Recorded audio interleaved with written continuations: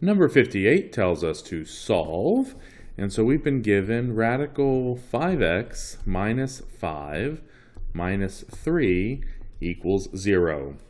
So we want to solve for x, but right now x is kind of trapped under this radical sign. So we want to go ahead and free it. We want to get x on one side and everything else on the other. And first things first, let's go ahead and move this constant over. So let's add 3 to both sides. That's going to leave us with radical 5x minus 5 equals now positive 3. And as I said, this x is kind of trapped under this radical sign. So how can we get rid of this radical sign? Well, hopefully if you said square it, you are absolutely correct. But we can't just square one side, right? If we square one side, we have to square the other. And here on the left, when we square the left-hand side, the radical goes away, and we're just left with whatever was originally under that radical sign. And here on the right, 3 squared gives us 9.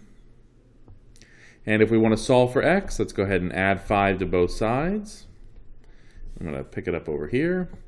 And when we do that, we end up with 5x equals 14. And if we want x all by itself, let's go ahead and divide by 5 on both sides. That's going to leave us with x equals 14 over 5. And there we have it for number 58. Number 58, of course, is one that you can also check yourself to see if we got the right answer. So if this was given to you on a test, you can check to make sure your solution's correct. So let's see if we can do that. So here we have 5, and now let's plug in 14 over 5 for x minus 5 minus 3 equals 0. Well, 5 times 14 over 5, well, in this case, the 5s are going to cancel, and we're just left with 14.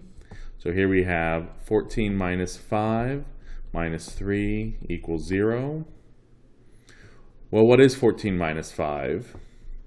Well, 14 minus 5 is just radical 9 minus 3 equals 0. What is radical 9? Radical 9 is 3 minus 3 equals 0. 3 minus 3 is 0 equals 0. Is this a true statement?